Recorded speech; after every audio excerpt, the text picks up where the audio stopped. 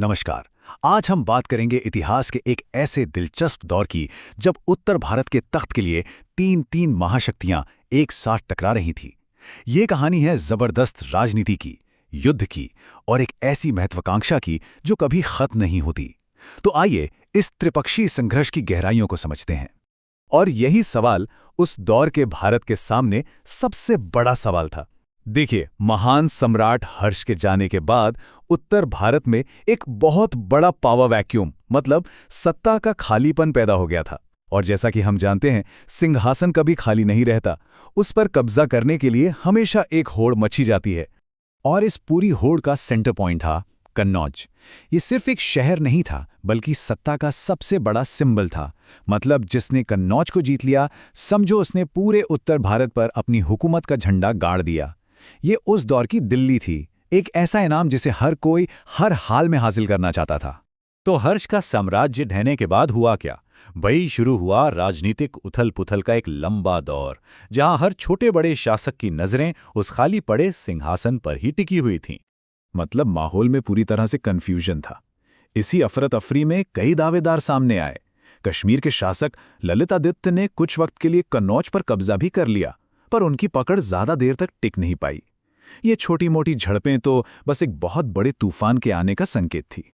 और इसी उथल-पुथल के बीच से तीन बड़ी ताकतें उभरकर सामने आईं। तीनों की मंजिल एक ही थी, कन्नौज का सिंहासन। इस लड़ाई की सबसे मजेदार बात जानते हैं क्या थी? इन तीनों की लोकेशन। पूर्व में थे पाल, पश्चिम से आ रहे थे गुर्जर प्रतिहार और दक्षिण से चढ़ाई कर रहे थे राष्ट्रकूट। मतलब तीन अलग अलग दिशाओं से तीन महाशक्तियां एक ही सेंटर पॉइंट कन्नौज की तरफ बढ़ रही थी। और पता है, इन तीनों में से पाल राजवंश की कहानी तो एकदम हटके है।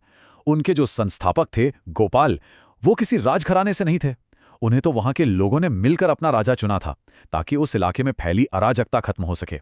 ये एक शानदार मिसाल है कि कैसे मुश्किल वक्त में असली लीडरशिप उभर कर आती है। तो अब मैदान सज चुका था। तीनों बड़े खिलाड़ी मैदान में थे, तो जाहिर है टकराव तो होना ही था।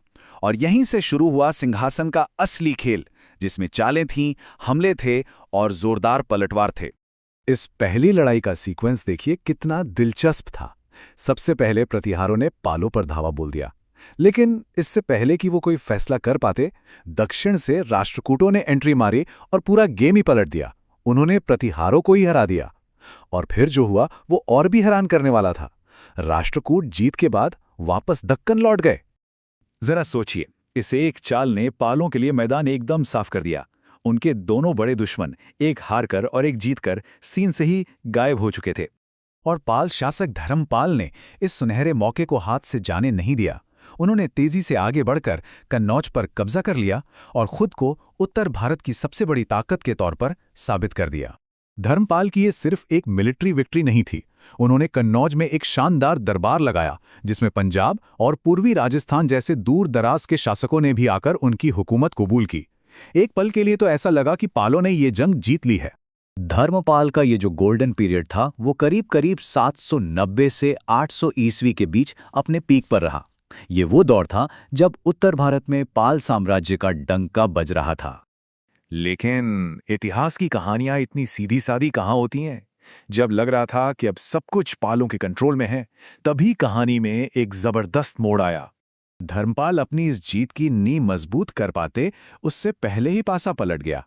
जो प्रतिहार हार चुके थे, उन्होंने एक नए और कहीं ज्यादा ताकतवर लीडर नागभट्ट द्वितीय के अंडर में जोरदार वापसी की और पालों की सत्ता को सीधी चुनौती दे डाली। और देखिए कि सत्ता का खेल कितनी तेजी से बदला। एक तरफ धर्मपाल कन्नौज के राजा थे, तो दूसरी तरफ नागभट्ट द्वितीय ने उन्हें मुंगेर के पास हराकर अपनी ताकत को फिर से जिंदा कर दिया। खेल वापस बराबरी पर आ गया था। तो इस लंबी खींचतान का, इस संघर्ष का आखिरी नतीजा क्या निकला? क्या कोई एक शक्ति बाकियों को हराकर विजेता बनी? सच तो यह है कि दशकों तक चले इस युद्ध का नतीजा कोई जीत नहीं, बल्कि एक लंबा डेडलॉक था। कोई भी राजवंश पूरी तरह से उत्तर भारत पर कब्जा नहीं कर सका। ये पूरा इलाका एक तरह की जंग का मैदान बना रहा, खासकर बिहार और पूर्वी उत्तर प्रदेश का एरिया। हाँ, ये जरूर था कि पाल बंगाल और बिहार के ज्यादातर हिस्सों पर अपना कंट्रोल बनाए रखने में कामयाब रहे। और ये हमें एक बहुत बड़े सवाल पर लाकर छोड़ देता है। जब बड़ी बड़ी ताकतें आपस में टकराती हैं तो क्या हमेशा कोई एक ही विजेता होता है, या अक्सर संघर्ष का अंत एक ऐसे गतिरोध पर होता है जहां पुरानी व्यवस्था तो खत्म हो जाती है पर कोई नई व्यवस्था उसकी जगह ले नहीं पाती?